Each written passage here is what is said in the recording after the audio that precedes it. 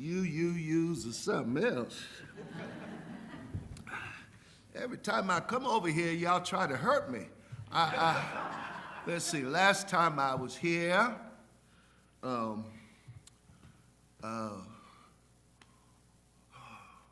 you made me hurt myself, you. Say amen, somebody. And then y'all come up with a Jesus song in the UU hymnal.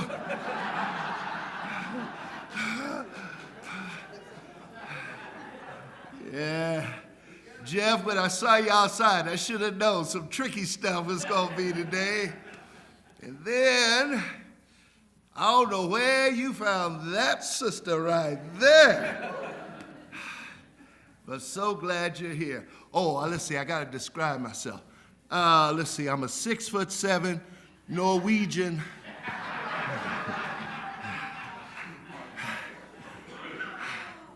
I am African American, light skin. I'm wearing a Nigerian kofu. Got my preaching clothes on. Black jacket, black pants, white shirt, black tie. I went to preach on revival. As a parenthetical aside, I went to preach on revival in Texas. And the pastor picked me up from the hotel, and I had on a blue shirt. I looked good, though. But I had on a blue shirt. He said, Dawson, do you plan on preaching tonight? I said, yeah, I'm prepared to. He said, not with that blue shirt on. So, Fred, I got my preaching clothes on. I got a white shirt, dark pants. Oh, I got my fancy gray socks on today. And I'm glad to be in the house. Now, I want to thank Todd for being our worship associate, for Sean taking care of the tech stuff in the back, for all of you for being here today to hear this old country boy. I read from Friedrich Nietzsche that all of us in the beloved community are called to transvaluation of values. He said one of the problems with folk is that they refuse to take symbols they have and turn them upside down to see what else is there. About 30 BC, a crazy Nazarene walks into Jerusalem. And as Todd said earlier, it's a holy time. Isn't it amazing? Isn't it amazing that this time of year is a holy time for the three Abrahamic religions of the West? It is Ramadan for Muslims. It is Passover for Jewish folk who practice Judaism. And for those Christian folk, they call it Holy Week. As a parenthetical aside, some of them don't act too holy, though. Say amen. And here he comes. Here he comes. There's a couple of things about that scene I want to lift up, and then I'm going to leave you alone. But I want to pull out of the text, something for non-Christians, because I know where I am.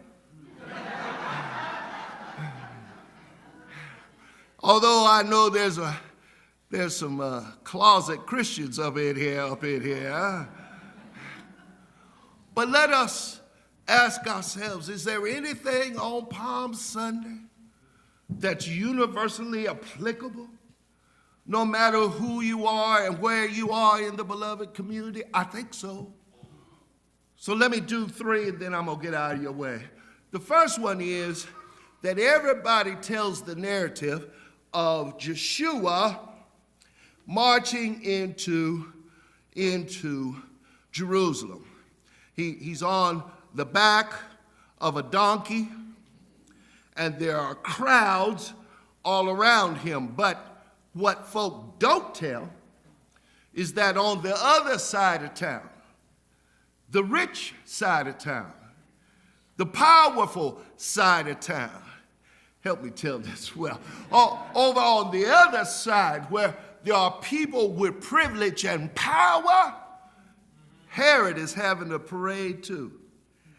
He's not sitting on a donkey though, he's in a gold-gilded chariot. He's got all of the powerful folk of Jerusalem surrounding him. He's got Herodians, he's got folk who enjoy the privilege all around him. And yet on the other side of town, there is Joshua. And get the picture right. He is not blonde hair, blue-eyed. Oh, I wish I had a witness somewhere up in here. There he is. The first thing I learned from this text that I want to lift up today, you got to pick which side you on. See, in the beloved community, everybody's welcome, but you're not welcome in every community. Y'all ought to talk to me in here. You got to decide. You got to make up your mind. You have to decide if you want to be with the rich and the powerful, and if you want prestige, if you want status, you can get that. Or do you want to hang with those and speak for those who can't speak for themselves? Or do you want to stand for those who go to court and don't even know what their charges are? One of the saddest things I've ever seen is mother asked me to go testify at sentencing for her son.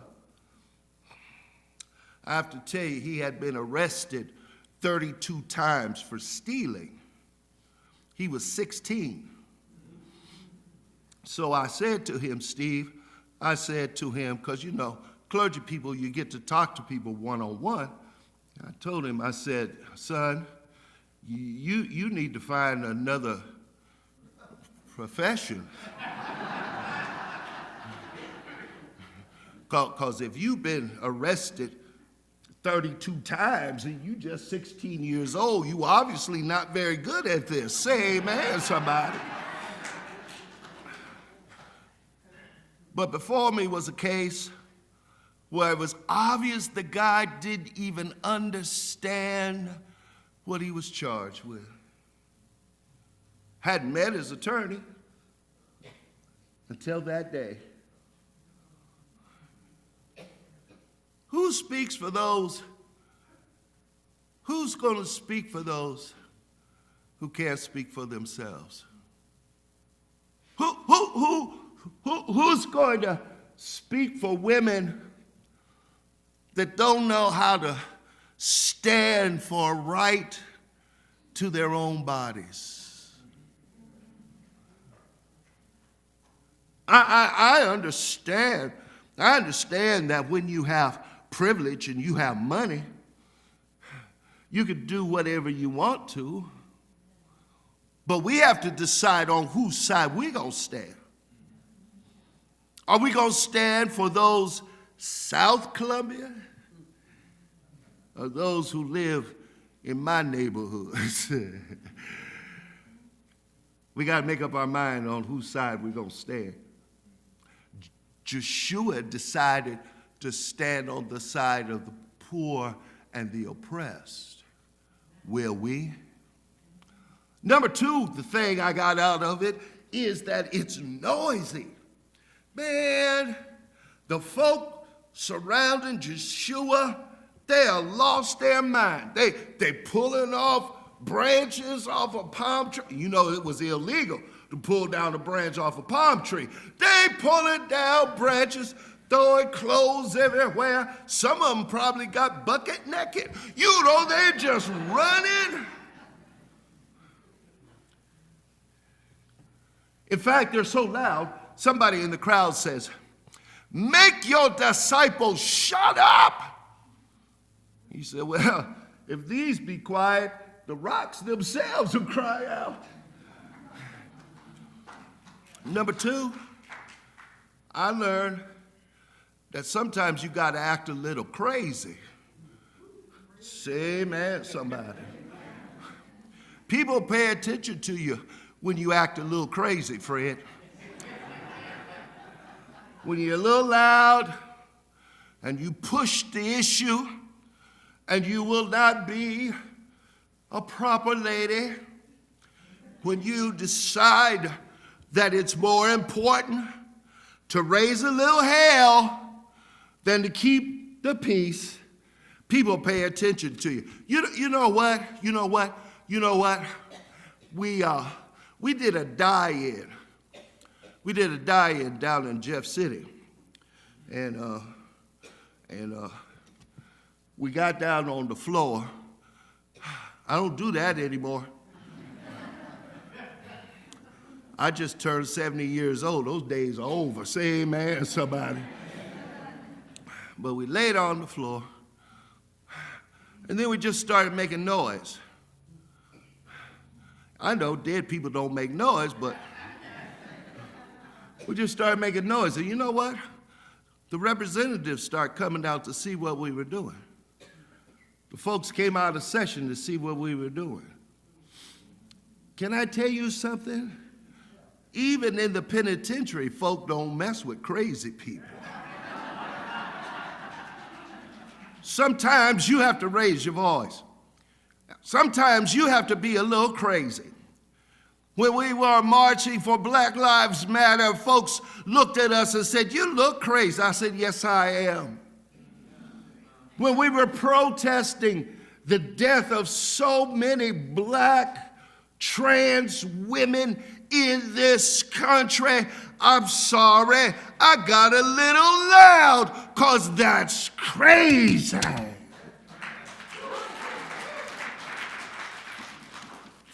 You gotta be a little crazy.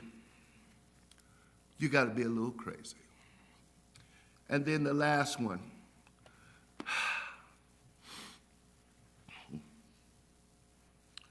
It ain't over till it's over.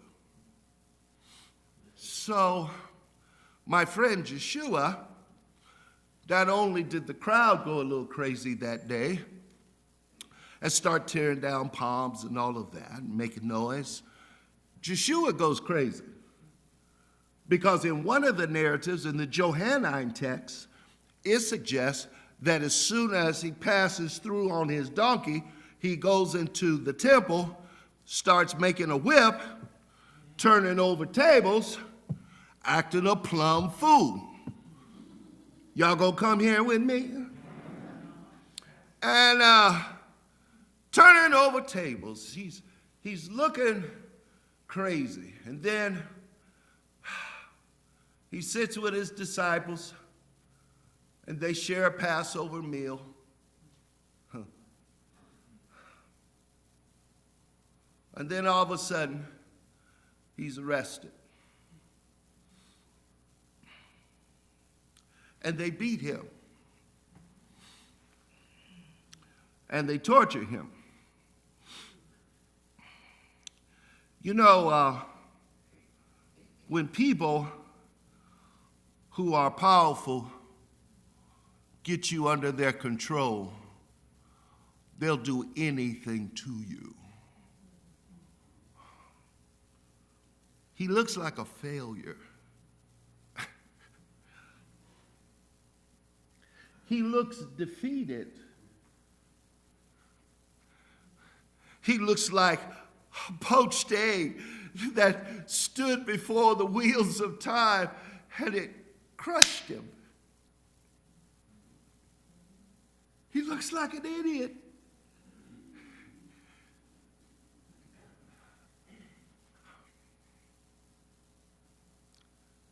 When I tell people,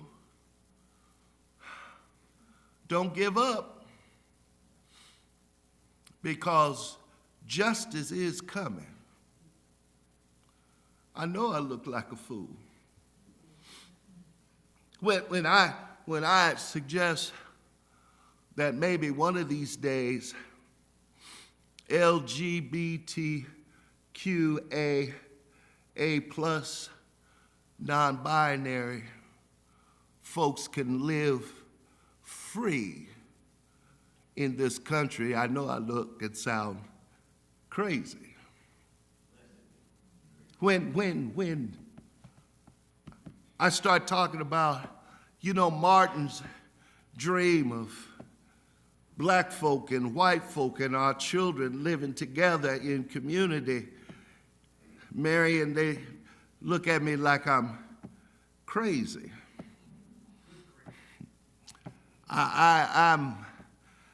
When I hear, what's that woman's name? Marjorie Taylor Greene. Or Josh Hawley. And I start saying that we will win this battle one day.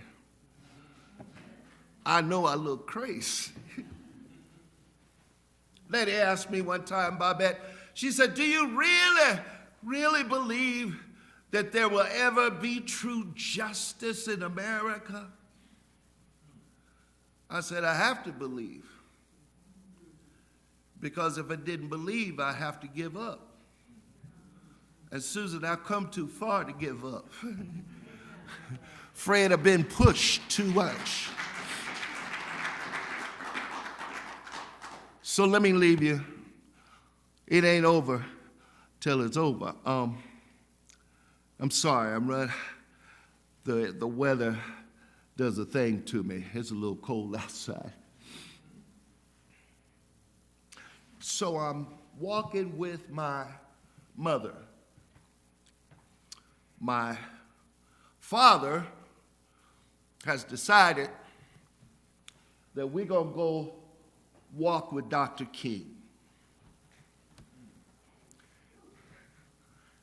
And we go to Stokey, because white folks in Chicago are civilized, aren't they?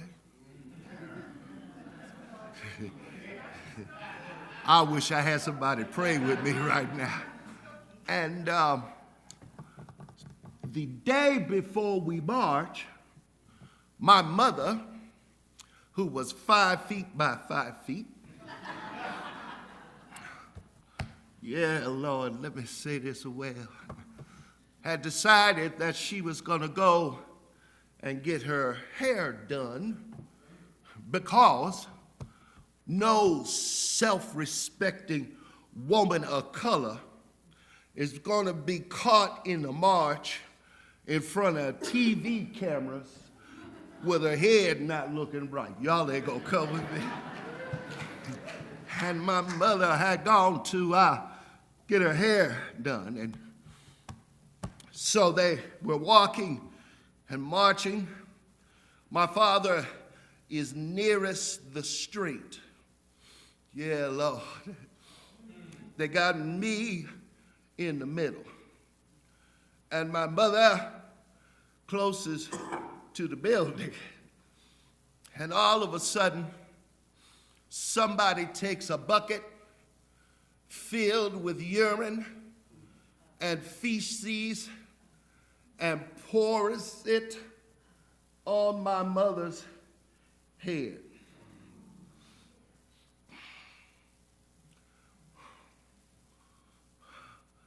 I'm gonna sound like a fool.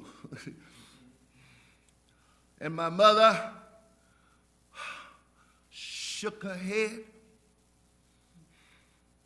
and she said, I shall not be moved. I shall not be moved. just like a tree that's planted by the water. Oh, I shall not. And then the next thing I know, other women are all around her going, I shall not be moved. It ain't over till it's over. I shall not be moved, just like a tree planted by the waters. Oh, somebody say it. Shall not